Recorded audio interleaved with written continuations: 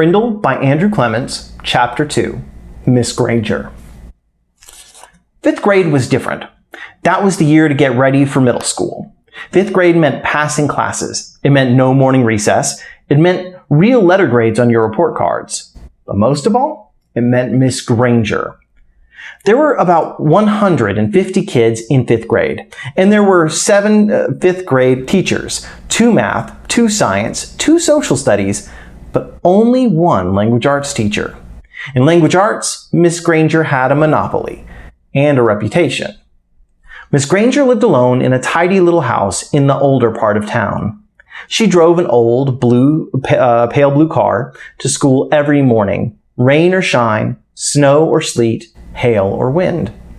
She had a perfect attendance record that stretched back farther than anyone could remember. Her hair was almost white, swept away from her face and up into something like a nest on the back of her head.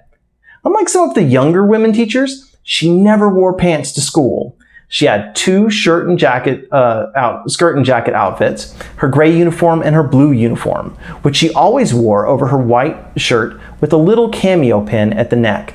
And Miss Granger was one of those people who never sweats. It had to be over 90 degrees before she even took off her jacket. She was small, as teachers go. There were even some 5th graders who were taller, but Miss Granger seemed like a giant. It was her eyes that did it.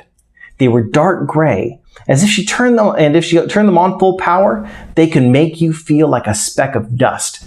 Her eyes could twinkle and laugh too, and kids said she could crack really funny jokes, but it wasn't the jokes that made her famous. Everyone was sure that Miss Granger had X-ray vision. Don't even think about chewing a piece of gum within 50 feet of her. If you did, Miss Granger would see you and catch you and make you stick the gum onto a bright yellow index card. Then she would safety pin the card to the front of your shirt, and you'd have to wear it for the rest of the school day. After that, you had to take it home and have your mom or dad sign the card and bring it back to Miss Granger the next day. And it didn't matter to Miss Granger if you weren't in 5th grade, because the way she saw it, sooner or later, you would be. All the kids at Lincoln Elementary School knew that at the end of the line, 5th grade, Miss Granger would be the one grading their spelling tests and their reading tests, and worst of all, their vocabulary tests, week after week, month after month.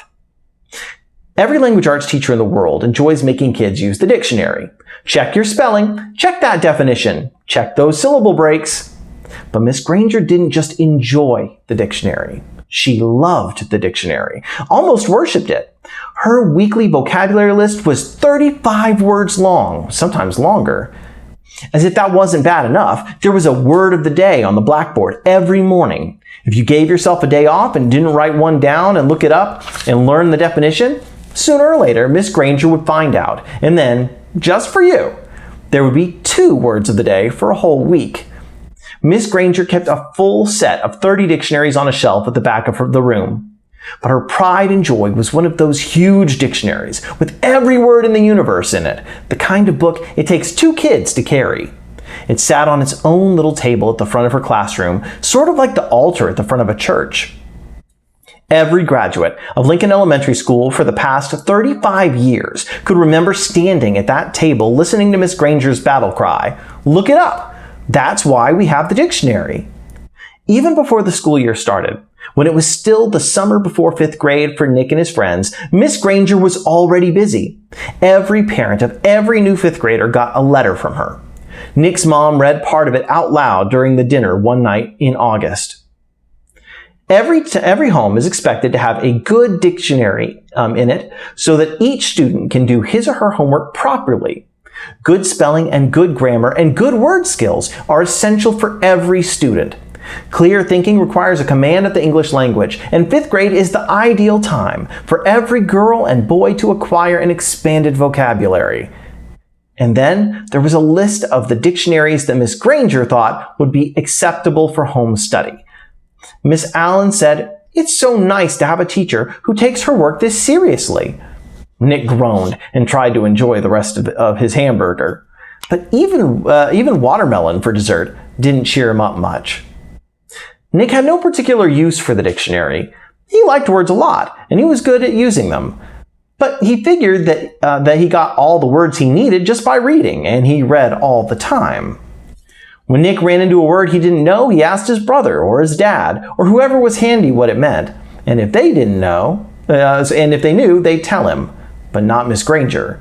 He had heard all about her, and he had seen 5th graders in the library last year, noses stuck in their dictionaries, frantically trying to finish their vocabulary sheets before English class.